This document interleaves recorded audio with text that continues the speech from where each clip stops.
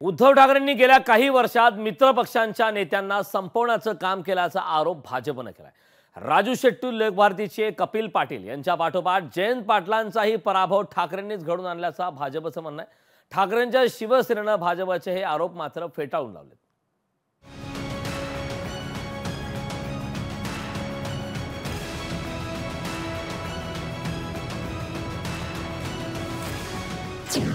मित्रपक्षांच्या नेत्यांना संपवल्याचा उद्धव ठाकरेंवर आरोप।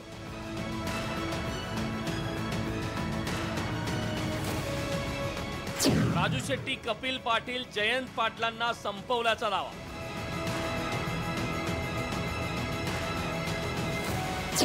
शरद पवारांचा पक्षही ठाकरेंच्या रडारवर असल्याचं भाकीत।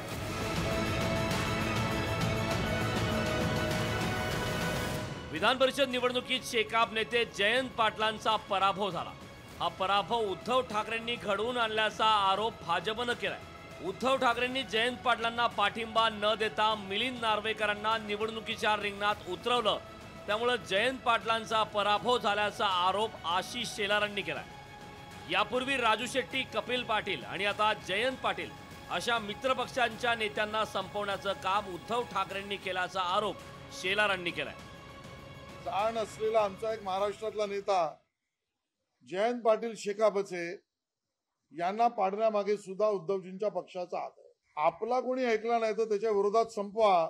आता राजू शेट्टी, कपिल पाटील, जयंत पाटील यांच्यानंतर पुढचा नंबर कदाचित शरद पवार गटाचा असेल आणि त्यांच्याशी वितुष्टासारखं वागणं हे आता उद्धवजी आणि त्यांचा पक्ष करेल। शेलारांच्या आरोपांना संजय राऊतांनी उत्तर दिलं। तुम्ही तुमच्या पक्षाचं बघा असा सल्ला संजय राऊतांनी शेलारांना दिला।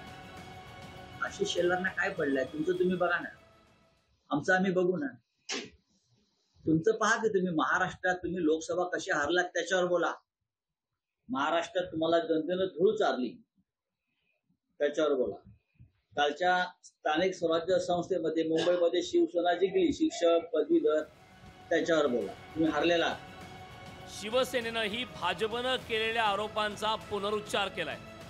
अनेक उभाटाचे नेते असं सांगत होते की भाजप छोट्या छोट्या पक्षांना संपवतो, तर काँग्रेस आणि उभाटा छोट्या छोट्या पक्षांना कसं संपवतो याचं मूर्तिमंत उदाहरण कपिल पाटलांची निवडणूक आहे।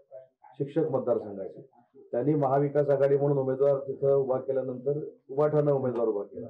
काल जयंत पाटलांचा पराभव झाला, त्याच्यामुळे त्यांनी आत्मचिंतन केलं पाहिजे आणि अशा पक्षांबरोबर भविष्यात राहायचं की नाही देखील त्यांनी ठरवलं पाहिजे। म्हणून आशिष शेलारने जे ट्विट केलेलं आहे तंतोतंत बरोबर आहे।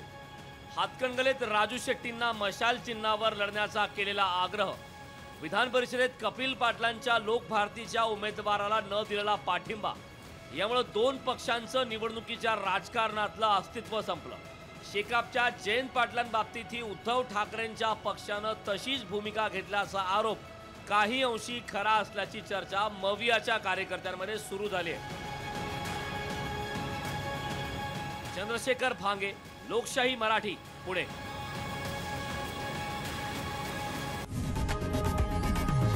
लोकशाही मराठी ऐका, पहा, जागरूक रहा।